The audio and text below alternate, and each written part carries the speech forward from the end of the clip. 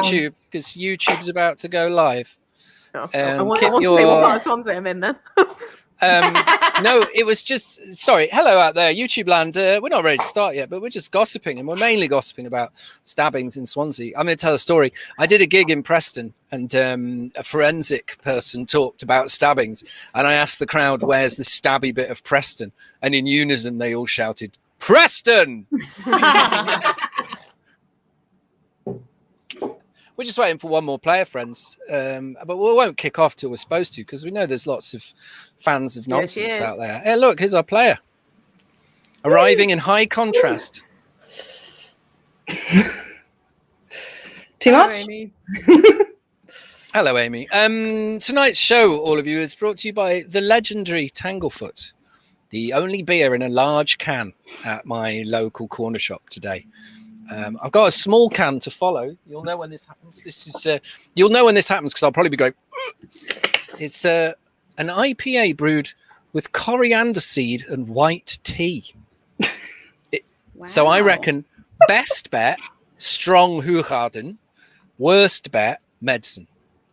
It's possibly the scale that we're looking at here. Anyone else drinking? As ever, if you're drinking out there on YouTube, do let us know in the YouTube chat, and we'll praise your drink selections unless they're weak. Players, Jones, anyone drinking? I am. I'm drinking. You're doing a detox. Yeah, well, I'm sure alcohol's it's not science, but alcohol's a solvent that would wash toxins out of your system if a detox was a thing. An alcohol and water solution, i.e. vodka, would be the best thing for a detox. But here's the thing, I'm a bit of a sucker. So I just bought something that Instagram recommended to me, and now I'm having, juice for 3 days. So, Are you having intestinal discomfort associated with that? 'Cause that's what I've heard. That's what I've heard Instagram's about. This is round two. Round two is the intestinal discomfort. I'm enjoying an actual boozy Peroni. Oh, Peroni, congratulations. Kate, as ever, drinking out of one of the bottles of water that you get on top of a machine in the office. Yep. Look at that. Oh my That's God. what people don't realise is Kate's actually 10.5 foot tall. Yeah, that's what we'll tell them. Yeah, your camera's just really far back. It has to be.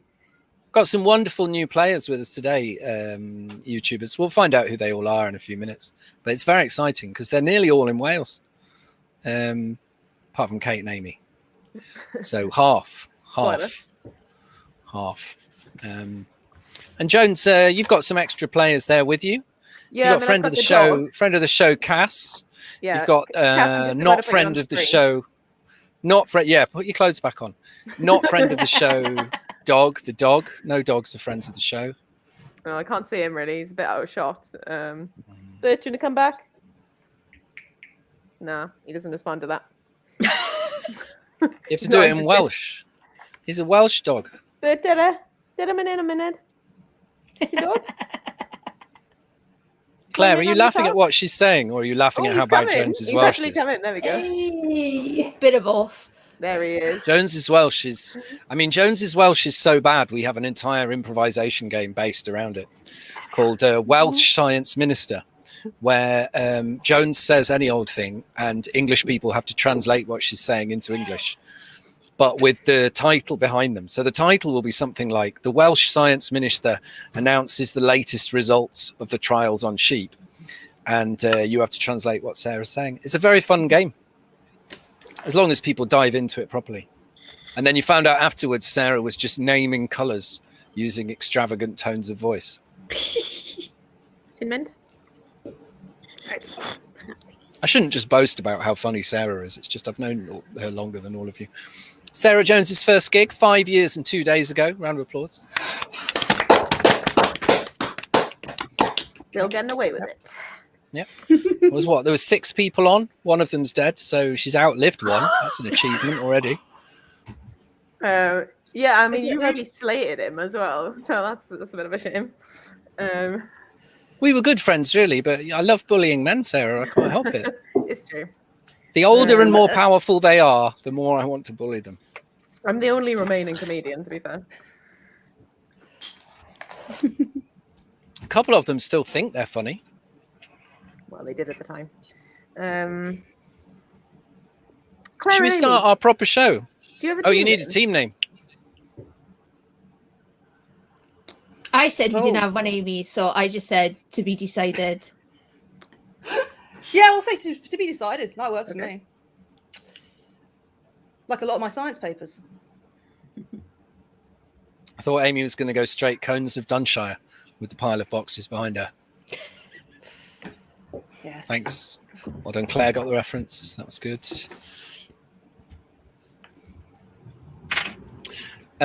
Should we do this as a real show? So what do you think? Are we ready to do the real show? Ready to do the real show? Right, I'll go off into the wings and I'll let the theatre staff introduce me. Hello, lovely people. Welcome to your house or wherever else it is you're watching this. And welcome to Never Explain, part of the Rise of the Resistance Festival. Would you please clap, cheer, go wild, welcome to the stage your host, Steve Cross. Hello! Hello! I know you're thinking the theatre staff sounded a lot like you, Steve, but no, it's just all posh English people sound exactly the same. And all the man ones are called Steve. Welcome, hello everybody, welcome to a very special Never Explain as part of the Rise of the Resistance Festival. If you've never watched Never Explain before, it's a science comedy panel show game show where 4 incredible minds will answer ridiculous questions set by an idiot, while a maths genius counts to see how many points they've got.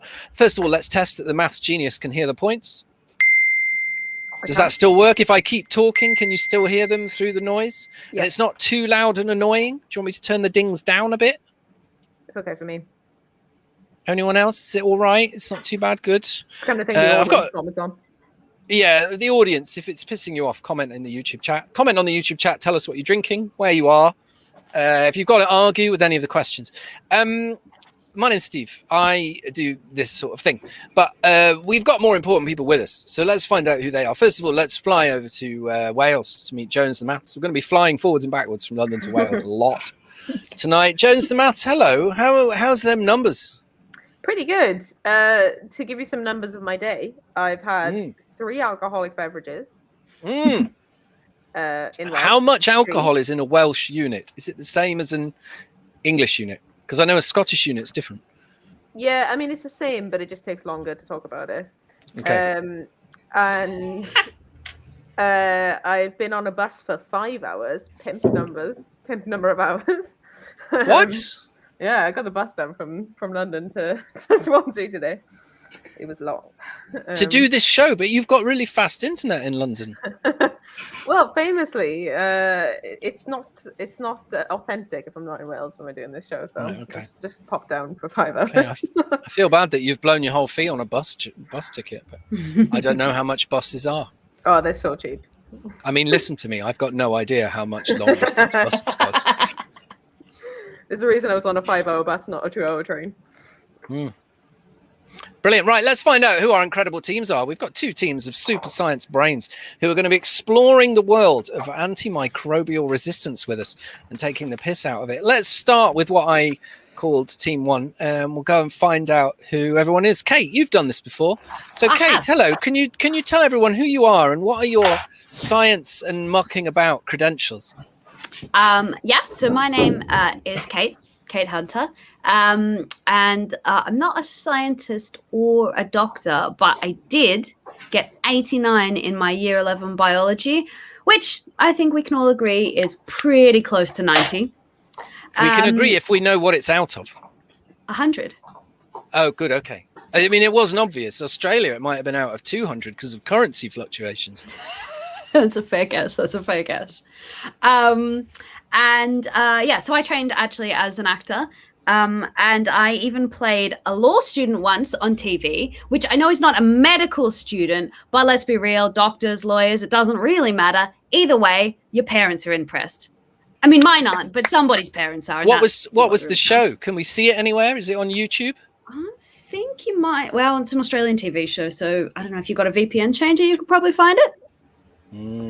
Right, good. We'll need details. Post them in the chat, and then we'll see if any of our wonderful guests can go and find it. Kate Hunter, attorney at law.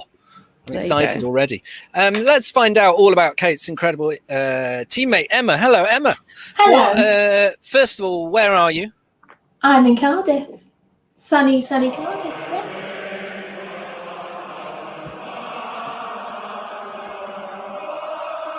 Yeah. Second of all, who are you? What are your science and mucking about credentials? Yeah, so I've got a PhD in neuroscience. Did a bit of biochemistry before that.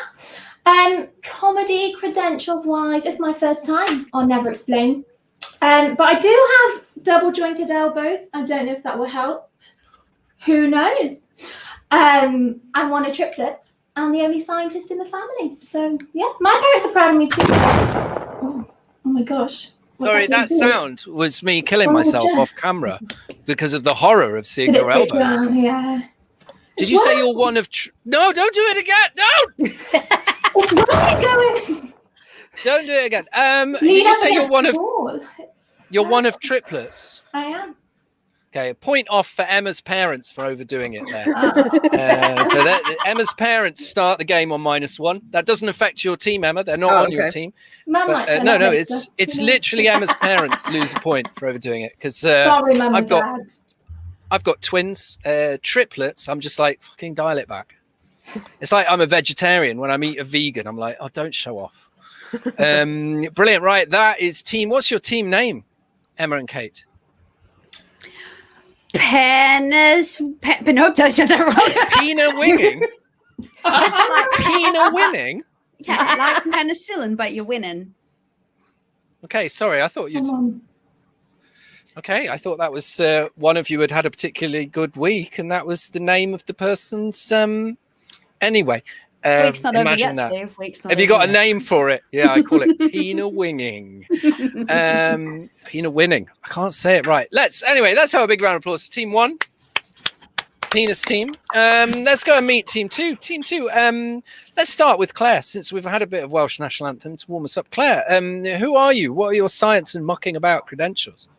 I think I'm Claire Price. That's what my name tag says anyway. I'm a postdoc in Swansea University. So again, another glorious member of the Welsh squad.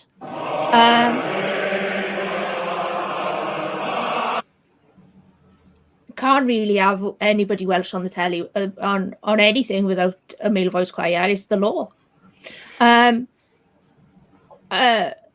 Basically, when it comes to comedy credentials, I have none except for somebody once told me that I was a funny bugger.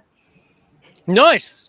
And just to clarify, the recording of Land of My Fathers that we use in this is taken from a Six Nations game where Wales absolutely spanked England, got like triple their score. So it's a very specific rendition of the anthem that I have on my little sound effects box, because I think there's nothing more Welsh than beating the English at the thing they invented. In fact, there's nothing more every country than beating the English thing they invented. Let's go and find out about Claire's teammate. Hello, Amy. Who are you? What are your science and comedy credentials? I'm Amy Mason. I used to work in a lab in Oxford that spent all its time on antibiotic resistance, which meant we spent about once a week crying in a meeting as someone once again explained how we were all going to die, and the audience discussed, should we get our appendices out now before, it's going to be a fatal illness? Or should we just wait till next week? It's very bleak. It's okay. I moved across to public health. That appendicitis thing's nearly as bleak as Emma's elbow. You moved across to public health. What do you do in public health? Which I guess, how many times a week do you mistype pubic health? Not very many, but now I get to sit in very depressing meetings about COVID and spread of disease across the country. So it just hasn't got that much cheerier, really. Blimey. Well, don't worry out there, audience. I'll try and keep it light. I'll be trying to keep it light as Amy unleashes apocalypse on all of us. Wales rapidly rebuilding the wall. I mean, I have to say my 2019 New Year's resolutions was I wanted to do more outreach about medical models of viral transmission, and I wanted to have another go at convincing my office to let me work at home. So I'm not I'm not making resolutions anymore. It's too dangerous. Amazing. Too Amazing. It dangerous. must be weird, a world where they're actually famous viral modelers. I mean, famous mainly for shagging other people's wives on the side, but famous is the viral modeling community like? I mean, is it a big polyamorous community? Oh, yeah. The viral modelers, because you're like, fuck it, let's just spread something else. Yeah, we know something's going to get us eventually. So, and you know, it's one of those ones where it's just, you know, sometimes it's easier just to do the science on you and your friends. So, fun thing, by the way, if you do comment on YouTube, I can bring your comments over, but I don't know what your comments refer to. So I'm just assuming Kirsty here is referring to just shagging Neil Ferguson, presumably something like that. I don't know. So, like, if you want to have fun, do non-precise comments. If you want to have your real meaning conveyed, do precise comments. Here's how the game works. I'm going to ask our teams a series of questions. They're going to answer those questions every time they say something that makes me laugh or would make me laugh if I wasn't scared of both my impending antibiotic resistant apocalypse and Emma's elbows. You'll hear this noise. And that means that they've scored a point. Every single point will be collated by the world-leading numismatist. I don't know if that's a word. Jones Maths, and she'll be doing various calculations on those numbers as we go along to find out who's won. Adding them up is the main calculation she'll be doing, and then just looking at two numbers to see which is bigger. Spearman rank correlation of the two numbers. Let's crack on with round one, and we're going to go to Kate first. Kate's our most experienced player, so I feel we should let Kate fuck it up before the new people are brilliant. Kate, round one. What one thing do you know that would improve the whole world if only everyone knew it and acted on it? Yeah. I'm really pretty. That is what the whole world should know. And you know, it really bothers me that the whole world doesn't know that right now. Now, I don't know if improving the world is all about ending all wars or if it's about me getting a really hot boyfriend, but I certainly know which version of the world I would like to live in. And just to be clear, it's not that I want to be more pretty. It's just that I want the world to know quite how pretty I am. And just to prove how passionate about this I am, I Googled being pretty, and the internet told me something about being pretty on the inside as well as on the outside. So I thought that I should add something a bit more humane to my answer. And then I started to think, well, what do I, Kate Hunter, know that other people don't know? And, well, the only thing I could think of was my Netflix password, which is actually really convenient because there's actually a global shortage of Netflix. I don't know if you heard about this, but some people don't even have any Netflix. And sometimes I don't even finish all my Netflix. And then my mum says to me, now, didn't you know that there are children in Africa who don't have any Netflix? And I say, well, can't we just ship off my unfinished episodes over to them? And she says, well, no, apparently you can't. There you go. A couple of questions, Kate. Yep. If anyone watching this who thinks they're in your target demographic is watching, where can they find you? They can find me at Kate T Hunter on Instagram. That's what I'll share. Instagram, oh, straight to the pictures, eh? And I can tell you out there, if you are the sort of person that fancies Australian women, Kate is one. This is true. Just to verify, having met her in real life, that is as far as I'll go about her looks. Not for any sense of like valuing them, but just, you know, we're friends, and it would be inappropriate for me to go any further than to say that she is an Australian woman. Let's go over to the other team and find out what they know. This time we're going to start with Claire. Claire, tell me. The question is, what one thing do you know that would improve the whole world if only everyone knew it and acted on it? Claire Price. So I was thinking this was my chance to shine with my only nugget of interesting fact, that is Dolly the sheep was named after Dolly Parton because it was cloned from the mammary glands. But then I figured that ain't going to revolutionize the world, is it? So the one thing that's really got me at the moment is how many people think PCR are like washing machines. So in the number of times on Twitter that you've had the PCR cycle rate, the number of PCR spin cycles, it's like, yes, PCR has cycles, and I know CSI have confused so many people by using really sexy microcentrifuges as PCR machines, but a spin cycle is there on a wash machine to stop your delicates being ruined and for your woolens to stay in shape and not to be like when my auntie used to make them and one arm be up here and one arm be very, very long. But anyway, so my thing for the world is basically spend more time reading Wikipedia and less time reading washing machine instructions, and I think we'd be in a better place. Incredible. I'd just like to clarify for any straight men out there who are confused. Don't worry, you own neither delicates nor woolens. You're absolutely fine on that front. I was just trying to think, what have I got that falls into...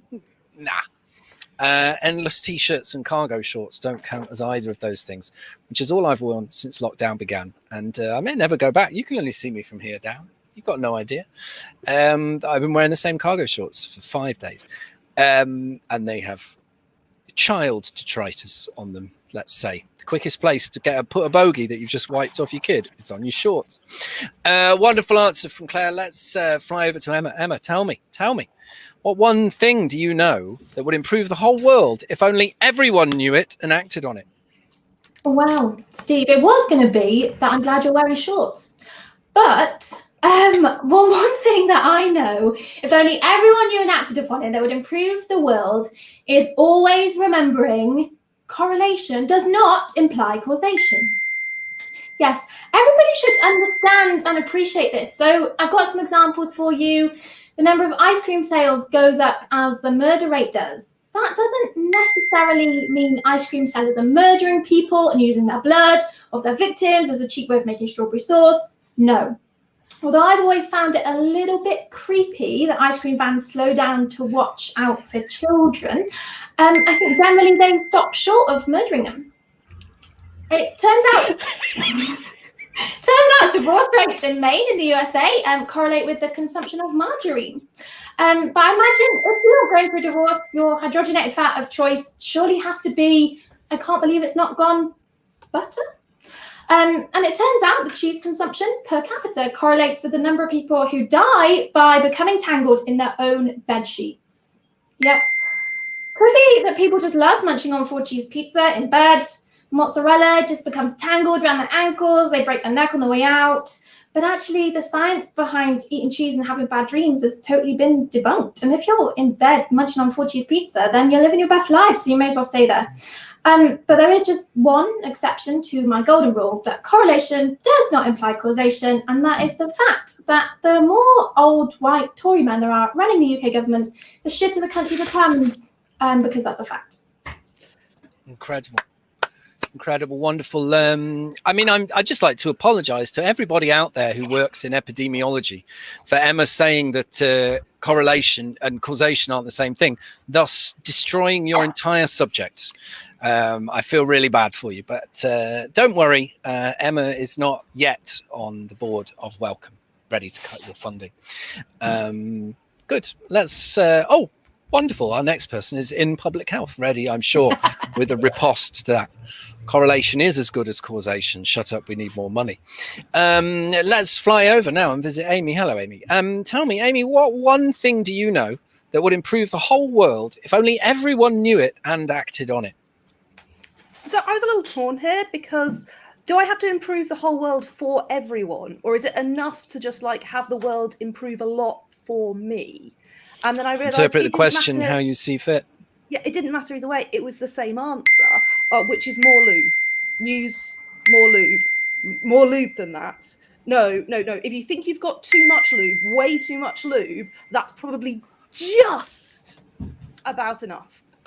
So I once went to a talk on anal sex in teenagers, which mostly consisted of a lot of parents in the audience going, oh no, do we need to warn our kids about this? And me going, what do you mean they're not using lube? How could they not be using lube? How could you ethically continue this study without just delivering them a bucket of lube with every questionnaire? Like, you should have just been like sort of rolling in a trolley and just going, slip in there before you leave. It's probably safer just to lube up all the teenagers in case. So yeah, more lube. Yeah, that noise Emma just made is exactly how I'm feeling. I've only got this I'm noise, joking. and you. That's as much lube as I've got in my sound effects box. Shocking. I thought that was going to go one way and then pivot back to being something clever about PCR machines, but no, it kept going all the way down. Congratulations, Amy. Number one rule of comedy: commit, and yourself be committed. Wonderful. Right, let's go over to Jones Maths. Jones, how's do you need any more time to recover from Amy's answer? Are you okay? Good. I'm okay. How's them numbers looking? Well, they're looking pretty interesting. We've currently got Penn winning in second place. They are current. So that's Emma and Kate. They're currently on Indig Tree. Indig 3, big number. Just a reminder for new watchers, Sarah only knows even numbers in English and only knows odd numbers in Welsh. One day I'll learn the other set. Yeah. But luckily, think how good your PhD thesis will be when you can start putting some of the numbers in the odd numbers in English. Oh, that's probably why I did so badly. But Claire and Amy are absolutely storming ahead because they are on 16. Whoa, big score, but all to play for. A lot of questions still to go on the subject of which we'll move on into round 2. Now, round 2 is my great lists of science. I'm going to give you the title of a PowerPoint slide and you're going to tell me bullet points that will be on that slide. Try not to talk across the top of each other, but also try not to leave really large gaps. Now you're all on edge. So far away, friends. Your first topic is... what things, since this is all about antibiotic resistance, what things can't you resist? Mutation. The revolution. Oh. Wait, Emma. Mutation. Perfect. Kate. The revolution. Keep them going, friends. Multi-drug resistant gonorrhea. Right, back to Claire again, because everybody's going across each other. Claire. Buying useless shit. 2 for that. Hard relay. Amy. Multi-drug resistant gonorrhea. Always shouting Eureka at the end of an experiment. Gravity, even with a really good bra. Pringles. What's your favourite flavour, Claire? Salt and vinegar. Yes. No. If you'd gone for one of the really obscure ones, roast potato and butter, mustard and onion, I would have given you extra points. Pizza, dill pickle, I would have given you a point, but you can't get it for one of the standard 4. Oh, well. Keep them coming. Performing things in triplicate. Performing things in triplicate. Performing things in triplicate. Just get your siblings to do the other 2, surely. Indeed. Jobs with bad salaries. You had to for Panicking when someone coughs on the bus. Not enough lube in their throat, probably. That's what cough syrup is, isn't it? Emma. Going up to people who are wearing their face covering just over their mouth and pinging it back in their face like a slingshot so it covers their nose. And then realizing that actually their nose has been surgically blocked since they were a child and you're incredibly insensitive. Not every disability is visible. Point for me, just for how woke that response was. Keep them coming. What other things can't you resist? The Borg. It's futile, apparently. Doing jokes in my right. super authentic British accent, even though people tell me it's not very good. God, I miss Mary Poppins. According to B&M, the urge to dance like no one's watching. Steve Okay, Cross. 2 points for that straight away. Let's quick bonus round. I'd like you to guess my list. You'll get a point for everything that's on it. Shiny things. That is correct. Sitting alone in the dark, apparently. My lights have gone off. Hang on. It's not on my list. Foreign supermarkets. Love it. Gravity. I'm fine with that. All right. A point for professional microbe killer Kip Heath for judging people who've only got one child. Anyone who has one child at a time, lazy parents. Or 3. 3, overdoing it. You judged them earlier. Well, I don't. It's not that I judge them. I feel like they're judging me. Because I know how hard I judge the 1-child people. So I assume the 3-child people are looking at me and thinking, you fucking lazy git. Yep. Look at you with all your spare money and time. Probably got gout from all that rich living you do. Any more guesses? Deep frying everything you own. That's the correct answer. The point for Sarah Jones. I'm rolling at family gatherings when distant relatives ask me why I'm not a real doctor. The only remaining 2 on the list were expensive whiskey and cheap women. Let's move on. Your next topic in round 2, Great Lists of Science, is, oh no, where have I got an infection now? Referring back to the expensive whiskey and cheap women. Oh no, where have I got an infection now? Anne. Oh, sorry, I thought you said inflection. That's good. Steve, have you not seen the news? The infections are everywhere. There's COVID here. It's just whole thing. None in the Republic of Ireland, though, correctly pointed out by Amy there. Due to their much more efficient government. Yes. Well. Nutella. Go on. Nutella, I can't seem to stop spreading it. The sea, why else was it closed? Yeah, your wee definitely tastes like you've got a urine infection. My boyfriend's house, but let's not focus on the fact that he has herpes or that he's imaginary. I love that your standards are so low and you're settling so hard that when you imagine your perfect man, he's still got an STI. Mm-hmm. Maybe that's just an Australian thing. Is he Australian? Because that would explain it. No, I don't think so. Not at the moment. Okay. It fluctuates. Welcome to the special pro-Welsh, anti-Australian edition of Never Explain, where I'll be making xenophobic comments about one and xenophilic comments about the other. You can guess which is which. Any more? Oh no, where have I got an infection now? Van Gogh's left ear. Wait, Emma? Van Gogh's left ear. Yes, Amy? I was going to say, well, if you'd listened to me, use the lube, there would have been no friction burns. You wouldn't have got that burn. There wouldn't be no infection. Matt Hancock's parliamentary office. I was going to say Downing Street in general because nobody wants to work there. Quite right. Imagine that door that Matt Hancock pushed his lady friend against. Like, they should cut that up into little squares and sell it off, like the Wembley penalty spots. Because it was big news, you know. Right. No, right, good. Right, that's enough of those ones. Let's move on to the last part of round 2, though. Your title of your PowerPoint slide. We're really going hard on the antimicrobial resistances. I wasn't expecting to be... Can you tell that I wrote these questions sitting in a hospital waiting room? I wasn't expecting to be prescribed that. Amnesia medicine? I don't even remember going to the doctor. Phenomenal.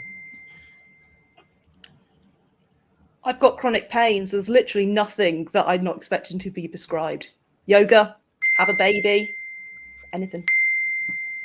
Crap, did I get the units wrong again? Not exactly sure what this is, but my doctor says that they've put me on a waiting list. Domperidone, an expensive champagne or stomach drug? Can't really tell you. Can't read the doctor's handwriting. Claire, if they've given you domperidone, you should know that it has a risk of heart attacks associated with it. It's not very. They'll probably switch you to metoclopramide. Oh, that's all right. Another point for me for my chronic stomach conditions. Keep them coming. What else weren't you expecting to be prescribed? The doctor, who is actually also my husband, said I should have a divorce. Antibiotics for that viral infection? Just in case I get a secondary bacterial infection. Don't worry about the completing the course, it's fine. Ivermectin for COVID? To be fair, I have got a lot of horseworms. A nose job, which seems really unfair because I thought I was really pretty. I mean, yeah, what can you be prescribed on the NHS? This is always one of the wonderful things. One of my friends who's a doctor always used to tell me about the patient he met who'd been prescribed 2 bottles of whiskey a week for some very specific liver degeneration related thing, where if he stopped drinking, he would die faster than if he kept drinking, I think, which is like super bleak, but also super out of it. It's the best phrase I can come up with. Not even a joke. My acupuncturist said I should cut out wheat because my neck hurts. Makes sense. To be fair, that's because you keep sharpening wheat and stabbing yourself in the neck with it. Amy, come on. I want more Amy chronic pain stories because these always make me feel better. Oh my God, so many. One more doctor tells me just to, just try and look on the bright side. That's the worst song ever. Yeah. Doesn't it end just look on the bright side?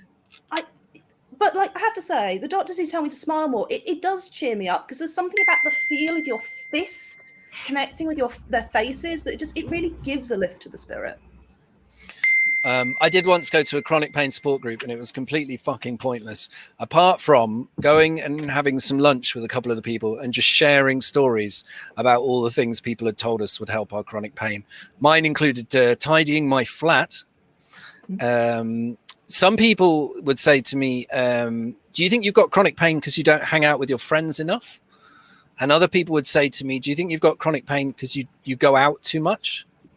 My mum literally said, do you think you've got chronic pain because you've not had any kids yet?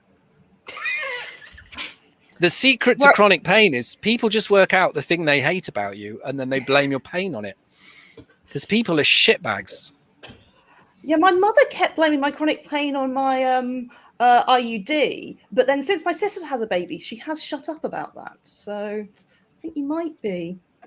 It's almost as if, since I've had twins, I mean, I feel bad for my sister who's got 2 kids but didn't have them at the same time, and my mum has forgotten they exist. Because she just gets together with all the other grands, and the grands are like, my grandchild this and my grandchild that. And my mum's like, the twins? The twins. Here's their Instagram. Sorry, Twinstagram. You can't follow it, viewers. It's private, family only. Amazing. Right, good. Anyone else? No, we've had all of them. Let's round of applause for all the teams. End of round 2. Very exciting. Let's go over to Jones the maths. Jones, I realise there's a lot of ticks in that round. Do you need me to fill at all to cover for you? Fixed it. Talk about my knowledge of Wales. Nope, it's all good. So in that round, there was a lot of points all over the place. In last place, we've got Emma's parents, who are currently on -1. -1 for overdoing it. We've got then in, let's work it out, 1, 2, 3, 4, 5. 6th place, we've got everybody else in the world currently on 0. One of these days, guys, you really got to start pulling that together. Yep. Then in joint 5th/4th place, we've got me and Kip both on 1 point. Congratulations. Coming in 3rd place, we've got Steve Cross currently on 2 points. 2. But importantly, pretty good considering I'm not playing. The top 2 have switched around because in 2nd place we now have TBD, aka Claire and Amy, who are on Tridic Scythe. Yes, it's a big number. TBD, of course, one of the main ingredients of cannabis. But winning this round, and I guess the show so far, we've got Pen winning Emma and Kate, who are currently on 40. 40! Ooh, it's a big score at this point. We're going to move on to round 3. Now, regular viewers will know that, sorry, Quang here is celebrating the fact that the rest of the world is ahead of Emma's parents. Amazing. Emma's parents. So sorry if you're watching. I'm not sorry. You need to calm down a bit. Now, what was I going to do? Yes. So, as we all know, the zombie apocalypse can be a metaphor for a lot of things. Mainly, but it's humans who are the real monsters. but also racism, consumerism, and these days antimicrobial resistance. So I'm going to ask you a zombie apocalypse question that's loosely tied to antimicrobial resistance, and here it goes. And we're going to start with Amy for this one, reverse order from what we went for question 1. Amy, where are you going to set up your base in a hospital during the zombie apocalypse, and why? So I worked at a hospital for 4 years, so I had a really good chance to scope out. That ding is just for being underpaid. Keep going. Good chance to scope out all the best locations, and it has to be the M&S food hall, because you've got your smoothies, you've got your pastries, you've got your really, unbearably middle class ingredients. Pull down those metal shutters. Okay. You're not going to solve the zombie apocalypse. You're just going to eat well until eventually you die like everyone else. But you are in the hospital. So someone like these guys, clever up in one of the labs, does manage to find the cure that will solve everything. You can trade the world's last packet of Percy pigs. Probably the most valuable currency in existence at that point. Are all Percy pigs vegetarian now? Just a point for Marks and Spencer. Amy, you already got 4 for mentioning Percy pigs, so I think it's only fair to give M&S 1. Fantastic answer. And I was thinking that's probably got the best security in the hospital, because M&S as a private company can actually afford proper, decent shutters and locks and actually have things that people want to steal. Like some hospital M&Ss have booze in. Like incredible, exactly what you want in a hospital environment. Brilliant answer. One I hadn't thought of. We do have the hospital specialist Kip Heath on the line, who will be giving an extra point to what she believes is the best answer at the end of this, as somebody who is in a hospital every day scoping out where she's going to hide after she's killed everybody. Let's fly over to now. Who's next? It must be Emma. Yeah. Emma, it's Emma. Emma, tell us, during the zombie apocalypse, which is caused by antimicrobial resistant bacteria, where are you going to hide in the hospital and why? Well, I think the answer is quite obvious. It's going to be the kitchen, because during a zombie apocalypse, everyone's going to need snacks. Then again, I thought about it, and most hospital food probably resembles rotten flesh, so perhaps the zombies might actually like it. And as they approach, it's probably worth grabbing some cutlery, but then the zombies probably prefer finger food anyway. But we got to grab like all of the utensils that we need, right? So I'm thinking stick blenders, meat thermometers, graters, and then I'm going to take to a specific part of the hospital kitchen. So let's go chill in the walk-in fridge freezer. Just before entering that, give it a knock just to check there's no salad dressing. But there's not going to be, is there? Because no hospital food ever includes any nutritional value ever. So the zombies, they're not going to find you in a windowless fridge. But even if they do, don't worry about it, because you've got your knives, but you have got the nuclear weapon in the zombie apocalypse. You have got the stick blender. And this led me to question, how would you blend a zombie? Are you going to start at the top, go down through the head? Maybe you start the side, come in towards the body. Maybe you go up through the nether region. But my personal favorite is probably just aiming for somewhere in the middle, through the belly button, spinning it around like a roundabout. So regardless of how you blend that zombie, it'll probably taste horrible, but it'll be improved with squirty cream. And if all else fails and you still don't get rid of the zombies, you can distract them with stinky cheese, squirt lemon juice in their eyes, and the final kind of option, just batter them with frozen fish fingers. Phenomenal. As you started that, I thought this is going to be a bit similar to the M&S answer, but you were quite right in that Amy's only got plastic cutlery and napkins to fight them off with if they get in. She's there flinging olives, hoping to you with your stick blender. Amazing. That is from now on, that is Emma's wrestling nickname, by the way, stick blender. Just olives, Steve. They'd be M&S olives. Oh yeah, precisely. I don't think M&S olives are any sharper. You'd want the lemon infused ones for that. kill me now. Take that point off me, Jones. In fact, all my points, take them off me for that joke. Brilliant answer, Emma. We're going to fly over to Claire Price now, who I'm sure has survived a few zombie apocalypses, given that she works in Swansea. So just to remind you of the question, where are you going to set up your base in a hospital during the zombie apocalypse, Claire? So initially, I was thinking the morgue, because that is the place that I know like the back of my hand how to get to. So, you know, in a panic, I could get there. And it's not because I'm a necrophiliac. I will just say that. Good. It went a bit Jimmy Savile there for a minute. I know it did. That I thought I should clear it up. Okay. But then I thought that's where all the zombies will be. So I thought the next best place would be a microbiology lab, preferably category 2 or higher. And that is because, category 3 or higher, actually, there are fridges, which you could stock with food. And if you run out of food, you've got your Petri dishes, which got agar. So you've got bland jelly. The cat feed is pressurized, so you keep the zombies out. And if they breached it, there's double doors. If you got your own air supply, so you don't have to breathe in any of that zombie crap. If you needed to wee, you got a sink. You've always got the sink to wash in. And if you had to go to the toilet for anything else, you got an autoclave to get rid of the waste. And if anything touches you like the zombie does, you can autoclave that straight away, or like put zombie arms and stuff in it that you shut in the doors. So basically, I would see out the zombie apocalypse in a studio apartment.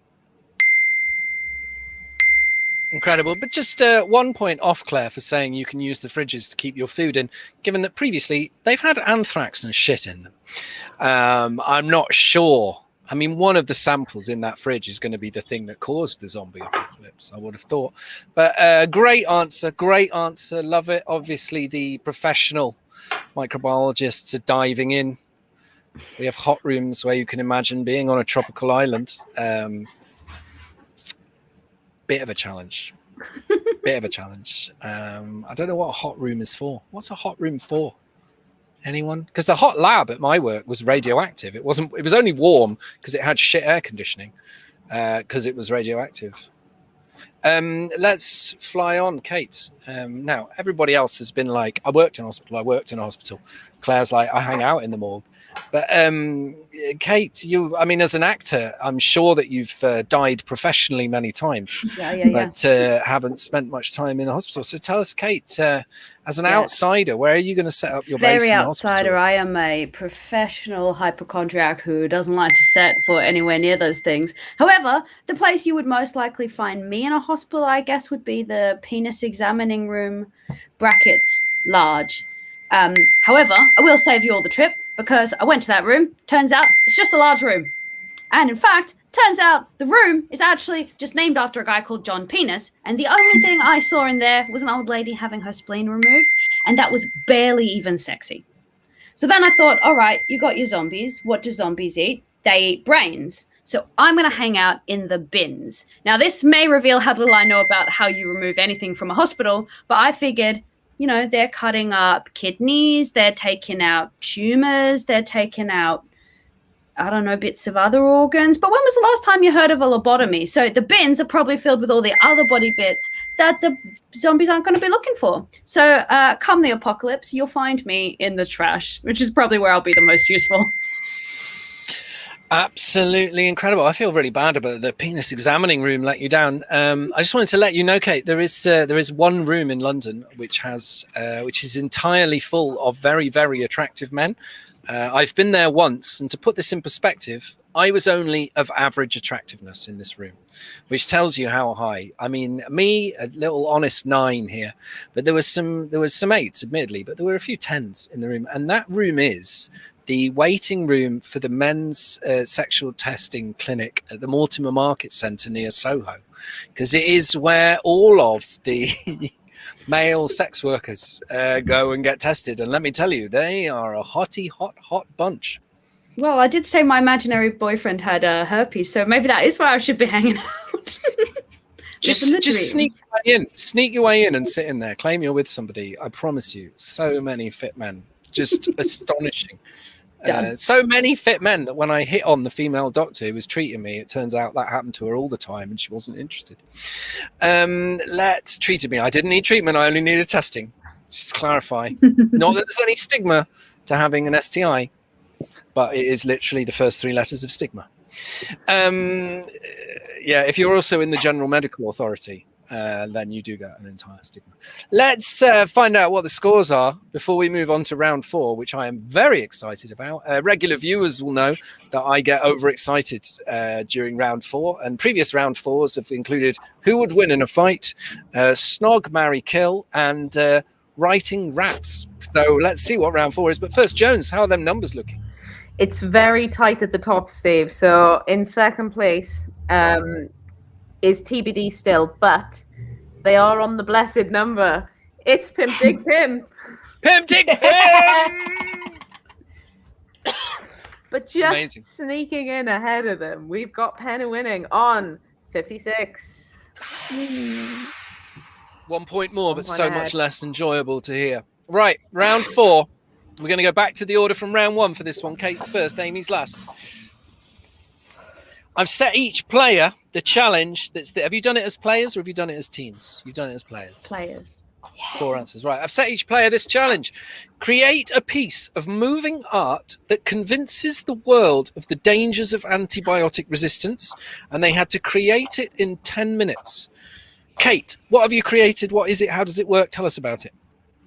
Well, I'm going to have to own up to something, because once in my life I didn't finish my course of antibiotics, and you know, I'm really embarrassed about this, and this isn't normally something I would do, but I think the best way to sort of move people in this instance is to show them the truth, because when I got up in the morning after having been to the antibiotics, not taken them as per the prescription, I saw myself in the mirror, and it's a memory that I will never forget. And I just thought, this is definitely going to move people to tears, to vomit, to who knows what. So I have recreated my own face when I attempted antibiotic resistance. And here it is. It's me, as you can tell from the realism, but very, very much having basically destroyed the human population. You can see from the hole in my nose. Incredible. And Jones, just 5 points off for clearly reusing a prop from something else because you've not bothered. No! Right. I mean, literally, you could have just knocked out a poem in 4 seconds. You could have improv'd something. It would have been fine. We wouldn't have known. But lazy Australians. That's just part of their national stereotype, isn't I'm it? recycling. It's good for the environment. Look at this. You're even getting slagged off by the team. By the viewers. She's not talking about the drawing. That's just you. Because you're so lazy. Let's go and let's try and cheer ourselves up with somebody who might have done the work. So we're going to go to Claire now. Claire, tell me. Remember, if you recycle old shit, then points is coming away. What moving art have you created? This is Sci Art, right? If you do this right, the Wellcome Trust will give you like £50,000. What moving artwork have you created that convinces the world of the dangers of antibiotic resistance, Claire Price? So basically, I challenged my inner 7-year-old and thought of the sort of, don't know if you can see it. So basically, just more importantly, Kate, can you see it? Yeah, Kate, there's a hole in the nose, so I can see. Can you see it? Can you see it? These are all points for Claire. Go on, Claire. So basically, the bacteria are going to become Frank Bruno, if it works. And this is going to be the defense mechanism. And punch the antibiotics, and it all spill out all the guts. And that's basically why antibiotics are no longer going to work.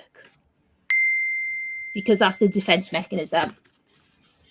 I could just give that points all day. It's like watching Beckhill at her best. Incredible work, Claire. Kate, did you see that? Yes.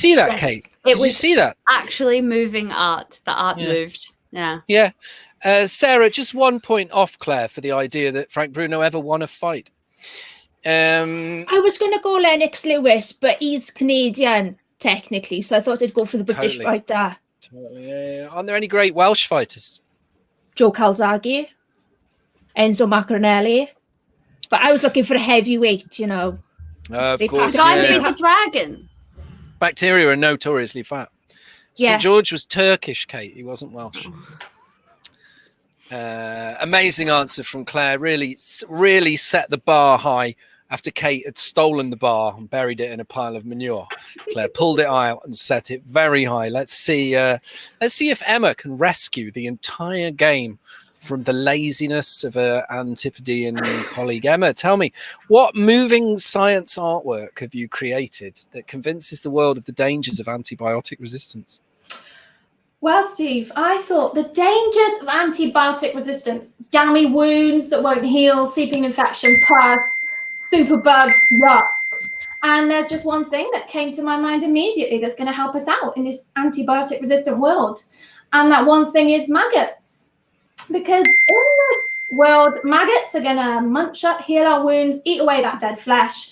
And there's one particular species of maggot, truly incredible, a national treasure for the Welsh, if you will, lovable rogue, and that is the Welsh rapper, Maggot. Yeah, here he is. Look, he's got a movable hand. I filled the booth. Can you see that? Yes. Yeah. So I mean, yeah, he has only got 4 fingers on that hand because we're in an antibiotic-resistant world, right? If you haven't heard of him, where have you been? Finished 3rd on the 4th series of Big Brother. His song "Your Mother's Got a Penis" reached number 14 in the UK charts, and how could we forget the classic "The Fresh Prince of Cumbrae"? Incredibly, he has a self-entitled song, "The Maggot," that includes the lyric, "I punched a woman and stole the baby and the pram, and I even sliced my own penis and sold it as ham." Yeah, so in fact, his career was so unsuccessful that now he's a financial advisor in Newport. So I think ultimately we can all agree the biggest danger in an antibiotic-resistant world is lack of maggots. Because remember, folks, that after all, guns don't kill people, antibiotic resistance does.